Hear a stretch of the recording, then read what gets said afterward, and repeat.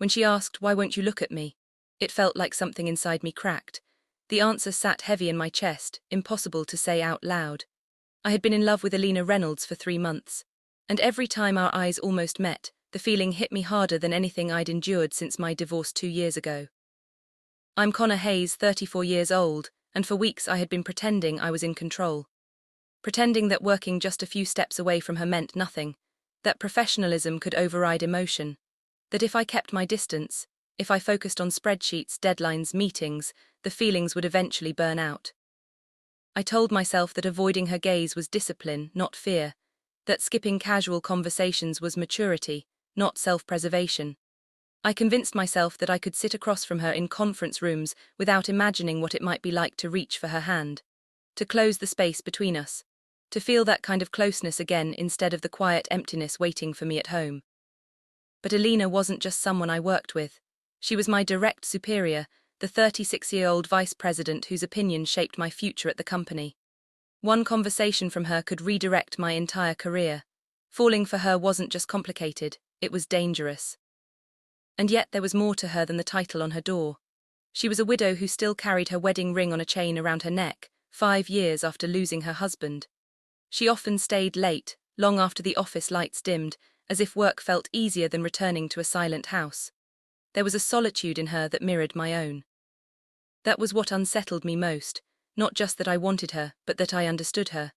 I recognized the same quiet ache beneath her composure, the same guarded hope that maybe life wasn't finished surprising us, and admitting that to myself even was the part that scared me the most. It was late on a Friday when everything finally surfaced. The office had emptied out, leaving only the faint hum of the air conditioning and the fading glow of sunset spilling through her windows. The light painted her office in shades of amber and gold, softening the sharp lines of desks and glass walls. We were alone.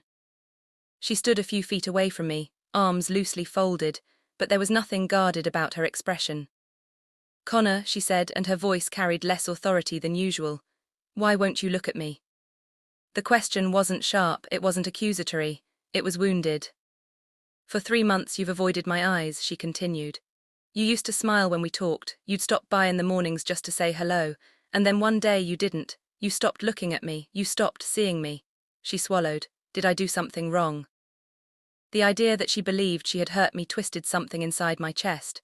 She had always been thoughtful, checking in when my sister had surgery, bringing coffee during long nights before client presentations, remembering small details most people overlooked.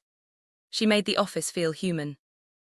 "You didn't do anything wrong," I said, but my voice sounded strained even to my own ears.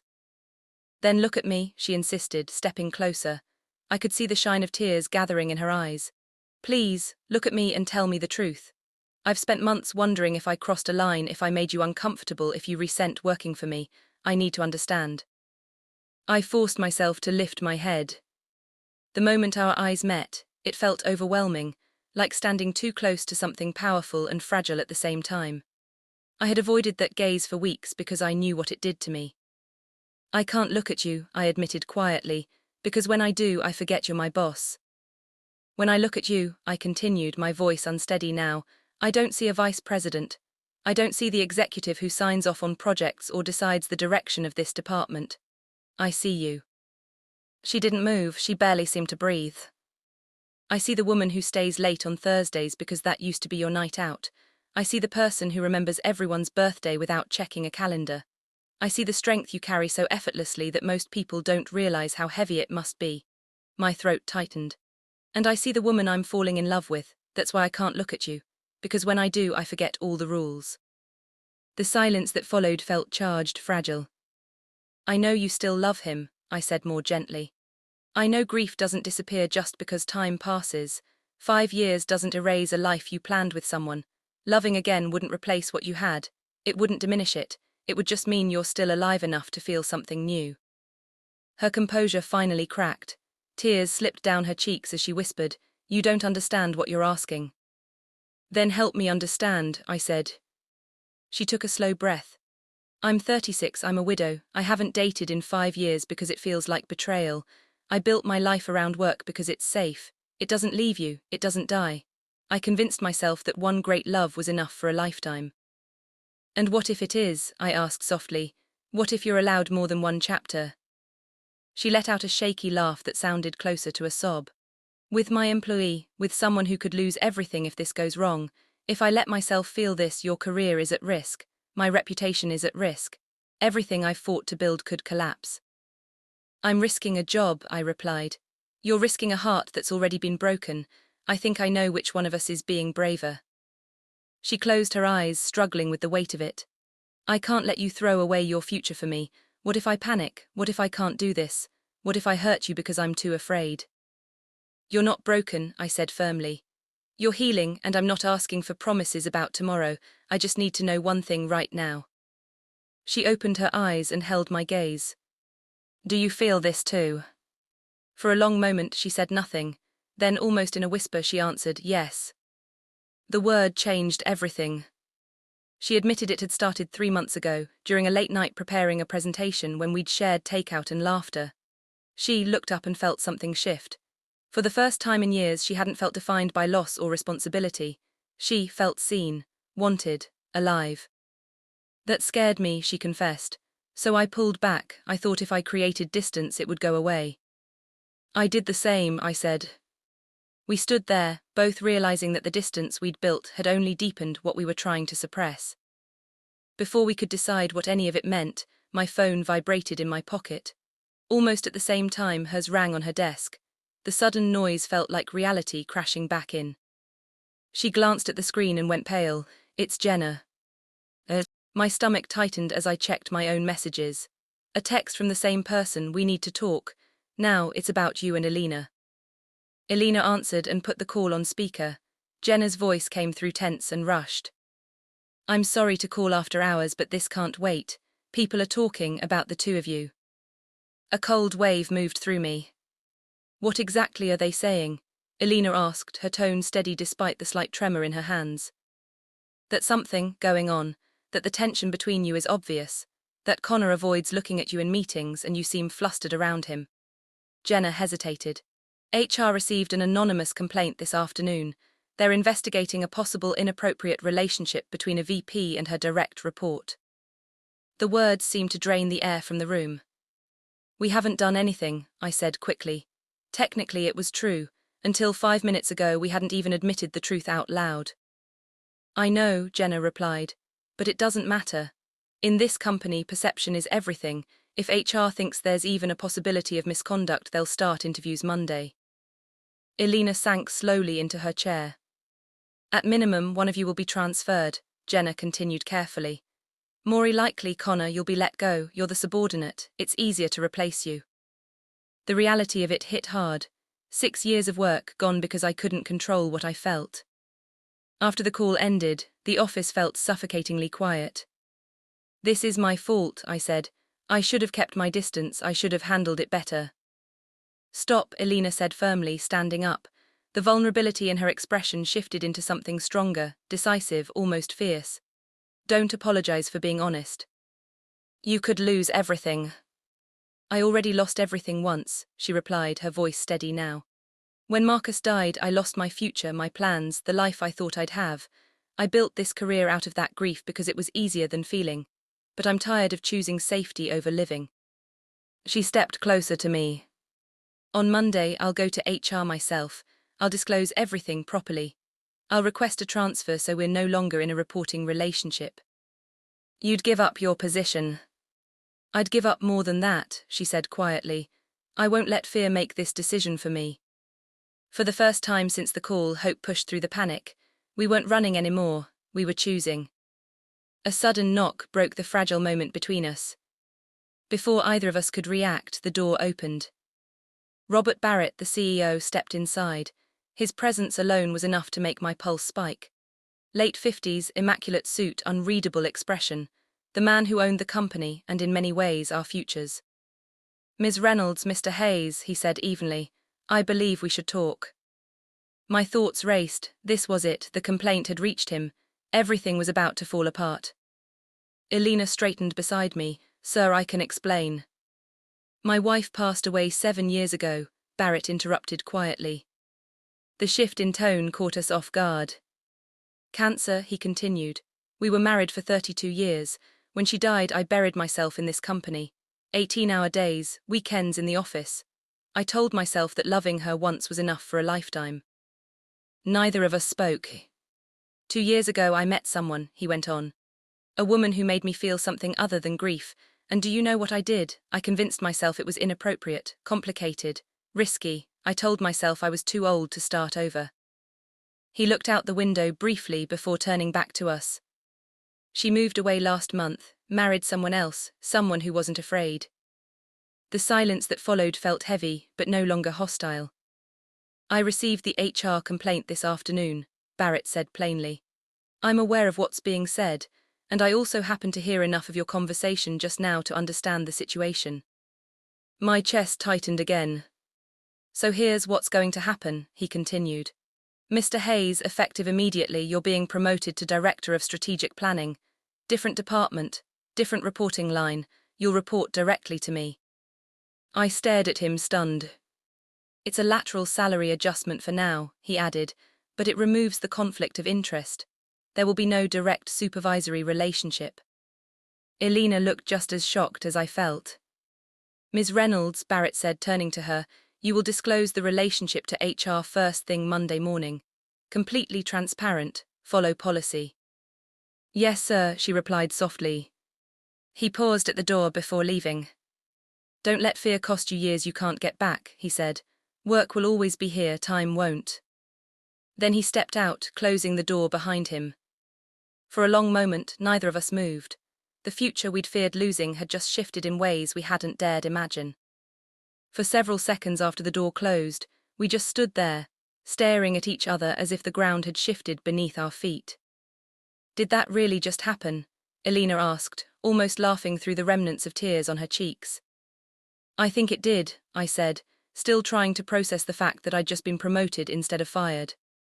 The fear that had been tightening around us all evening slowly gave way to something lighter, something steady. We weren't hiding anymore. We weren't running from what we felt.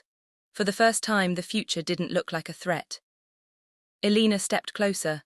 There was no hesitation now, no careful distance. When she kissed me, it wasn't reckless or impulsive. It was certain. It felt like choosing life after years of simply enduring it, like deciding that love was worth the risk. Monday morning, we did exactly what we said we would. We went to HR together. Everything was disclosed openly, professionally, without secrets. Policies were followed. Boundaries were restructured. What had almost become a scandal became a transition. The months that followed weren't effortless, but they were honest.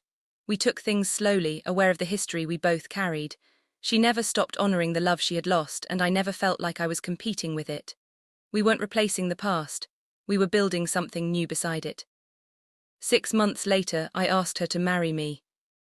A year after that, we exchanged vows in a small ceremony held in the same office where we had once confessed everything. Close friends surrounded us. Even the CEO attended, smiling in a way that suggested he understood exactly what this meant. What we learned through all of it was simple, but not easy. Love doesn't arrive on schedule. It doesn't ask whether the timing is convenient. And sometimes the bravest thing you can do is tell the truth, even when it threatens the life you've carefully constructed. She once asked why I couldn't look at her. The answer was that when I did, I saw more than my boss. I saw the woman who made me want to risk certainty for something real. And choosing that truth gave us everything. Looking back, it's strange how close I came to letting fear decide everything. How easy it would have been to keep my head down, protect my job, and bury what I felt until it faded, or until I convinced myself it had. I used to believe that stability was the same as safety, that protecting your career, your reputation, your carefully built routine was always the responsible choice. But what I've learned is that playing it safe can cost you just as much as taking a risk, sometimes more. Loving Elena didn't erase her past. It didn't undo my own. It didn't guarantee a painless future. What it did was remind both of us that we were still capable of feeling deeply, of choosing connection over isolation. There's a moment in everyone's life when honesty feels dangerous, when telling the truth might change everything.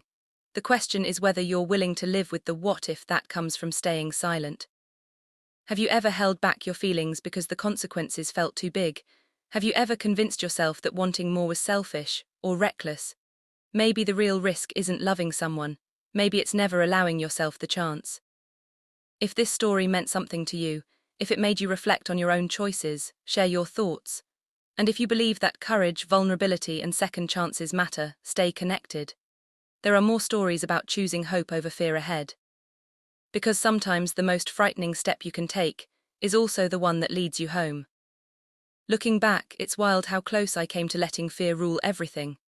How easy it would have been to keep my head down, protect my job, and bury what I felt until it disappeared, or until I convinced myself it never existed.